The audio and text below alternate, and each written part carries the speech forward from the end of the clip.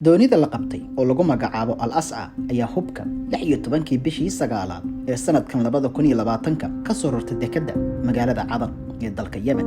Hubka iyo kiimikada qaraxyada ayaa u kala socday magaalooyinka Boosaaso, Muqdisho iyo Baraawe. Doonidan oo dhaqdhaqaaqeeda ay dusha kala socdeen Al-Shabaab iyo saraakiil ka tirsan madaxtooyada Puntland ayaa qayb ka mid ah hubka iyo kiimikada qaraxyada 19 bishii sagaalaad sanadkan 2020 ku dejisay meel wax yar ka baxsan dekedda magaalada Boosaaso, halkaasoo ay diyaar ugu ahaayeen xubno ka tirsan Al-Shabaab iyo ganacsato qaabilsaneed gudbinta hubkan. La socodka iyo ilaalinta hubka ay dowladda Imaaraadka u waday Al-Shabaab ayaa waxaa hogaamiyaha Puntland Siciid Dani u qaabilsanaa wasiirka amniga Puntland Cabdisamed Galan iyo 3 xubnood oo ka howlgala madaxtooyada Puntland. Sidoo kale doonidan lagu magacaabo Al-Asca ayaa gacanta lagu dhigay taariikhda markii ay ahayd 21 bishii sagaalaad sanadkan 2020 xilli ay doonaysay inay hubka iyo qaraxyada ay ku wareejiso dooni kale oo ku sugneed meel u dhow xeebta magaalada Muqdisho.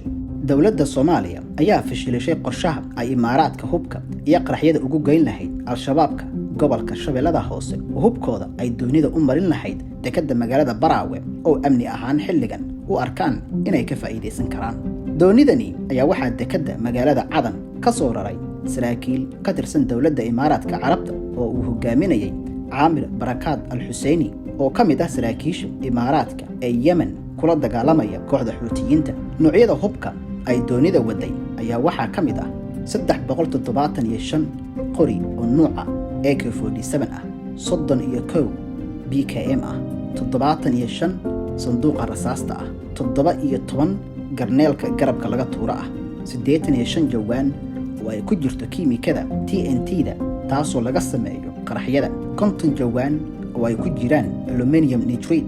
dowladda federaalka Soomaaliya oo ka didsan siyaasadda Imaaraadka ayaa xooggeeda ugu badan saartay la socodka dhaqdhaqaaqa badda iyo bariga. waxaa xusid mudan in muddo ka badan 5 jeer hal sano gudaheed la fashiliyay hub iyo dhaqaale ay Imaaraadka ka soo dejin lahayd badda iyo garoomada diyaaradaha dalka.